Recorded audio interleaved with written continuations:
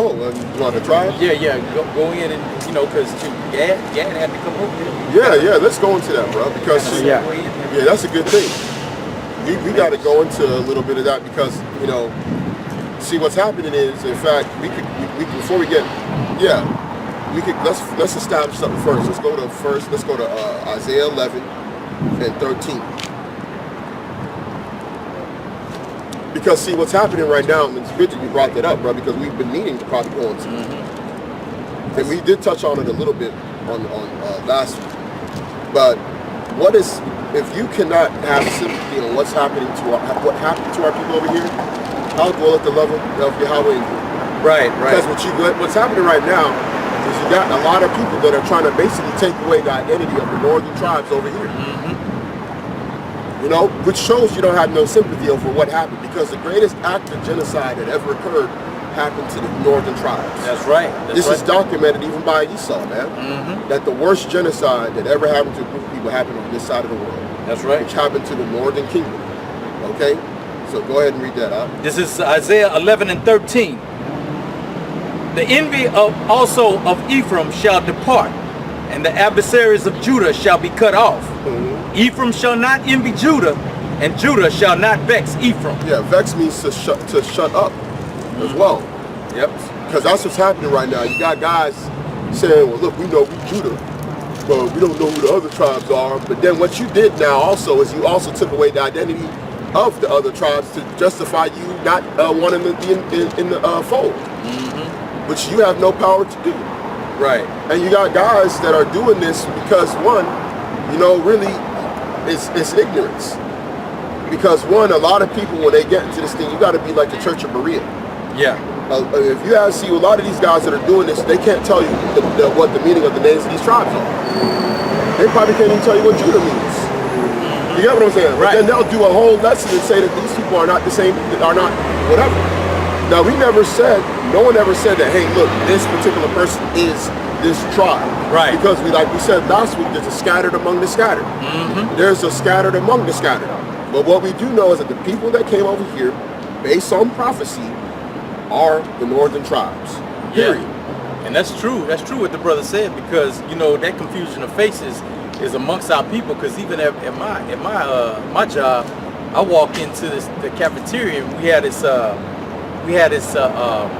Brazilian lady there. And so she comes to me when I walk in there to get, buy my lunch or whatever. She comes in, she says, are you Dominican? She's just looking at the texture of my skin and just automatically thought I was a Dominican. So even amongst our own people, like the brother's saying, there's a confusion of faces. Because we perceive and we know who a particular tribe is just by the look, but that's not the case. Yeah, and the confusion to our faces, also deals with the fact that it's not just the look; it's everything. Because the confusion is to us because of all the sins of our nation. Meaning that even the stuff that just happened earlier, right? That's a confusion to our faces, because that brother don't understand that Yahawashi it looks like him. And right. To deliver him, and it's all kinds of confusion, man. Yeah, man. It's all kinds of confusion, and he got people damn near doing paper bag tests and hair texture tests to determine who's Israel. You get what I'm saying? That's it. I mean, it's unbelievable, but because they don't believe in the prophecies concerning their own people. So get me Jeremiah 50 and 33 real quick. We're gonna start to try and establish the tribes as well. Because see, it was meant that we were supposed to be separated and broken off from one another. That's the reason why the Most High had the northern tribe go into a completely different captivity before Southern Kingdom went into the Babylonian captivity. That was the beginning of our separation. That's right. This is Jeremiah 50 and 33. Thus saith the Lord of hosts, the children of Israel and the children of Judah were oppressed together, and all that took them captives held them fast. They refused to let them go. Go into that. Oh, keep on? No, say go into it. Oh, and that's the captivity is over here in the Americas, man. We all oppressed together, man. Gad, from Judah to Benjamin and Levi, all throughout the 12 tribes, man. Yeah. We're all oppressed together, man. And this so-called Edomite, so-called white man, hey, man, he refused to let us go, man. Yeah, as much as he hates us. Yep. See, that's how you know that we're Israel. Right. Because shoot, I can go. There's so many examples of these people hating our people. Right. And they don't want to let us go. That's right. They don't want it. They refuse to let us go. Because You know? you can go back into the past, even with Egypt. How when Pharaoh didn't want to let him go. But he had Planned Parenthood. He was trying to Right. exterminate the seed of Israel. right. And just like Donald Trump want to build his wall, between America and Mexico, why not build one between America and Canada? And these, and stop, because it ain't just Mexicans ain't just the only immigrants here. Yeah. Right. And coming here illegal. You know what I'm saying? Right. So do something about that. Right. You targeting one group of people, Yeah. which is Israelites. Yeah. And they can't let Israel go because the fact that their blessing that they get is the fact that they got us in captivity. Right. That'll crash the economy, man. You take all the jakes out of here, man. Yeah, but not just that. Spiritually, Satan won't stop dealing with them. Yeah, that's right. That's right. Because they have to have us in captivity in order for them to be prosperous. Right. Yep, that's right. That's why all the world kingdoms, all of when you go into world history, which I was big into world history.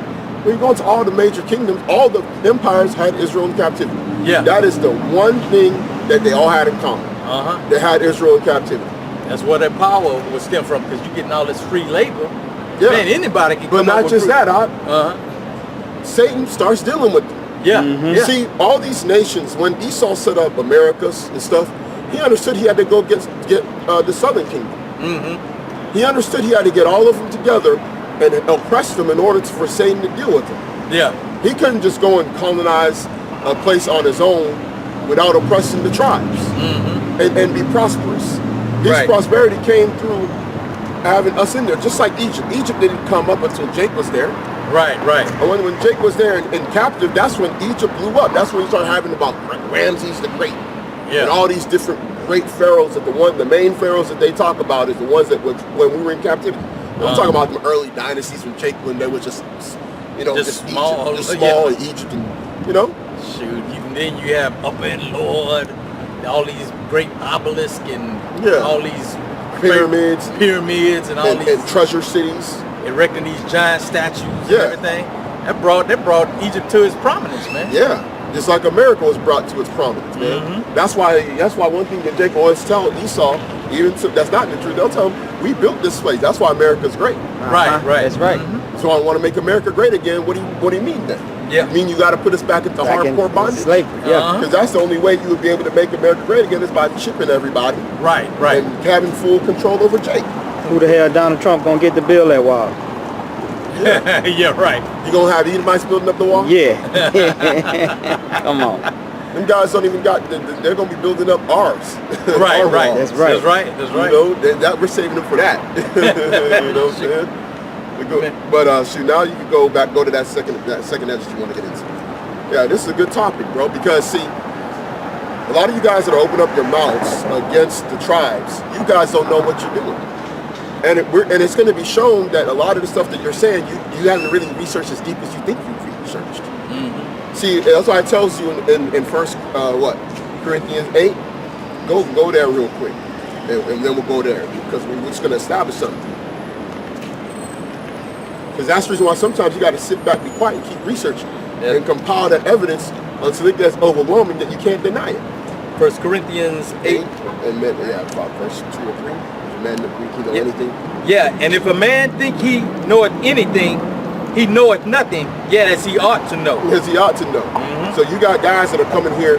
Okay, first of all, you got a brother out there that's saying that there's a tribe of Joseph. Right. And he consistently cuts himself every time about bringing up the tribe of Joseph. But there is no tribe of Joseph. Joseph had two sons, Ephraim and Manasseh. Okay, now when you go into some of the scriptures, it will call Ephraim Joseph, like when you go into Revelations. Right. But there is no actual tribe of Joseph. He thinks that there's a tribe of Joseph, Ephraim, and Manasseh, and that Joseph is missing. What about Joseph?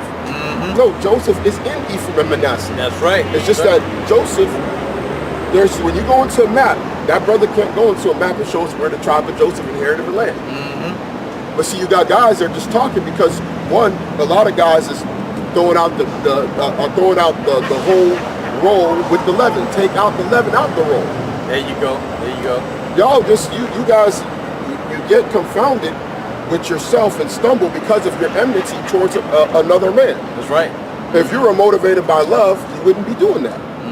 You're motivated by it because you're motivated by the what's it called, the conflict. Then it becomes that situation. Get me first Philippians real quick, because I'm trying to establish why this is happening to certain men. Because we're trying to basically tell you as to why this is happening. We'll go to about verse 13.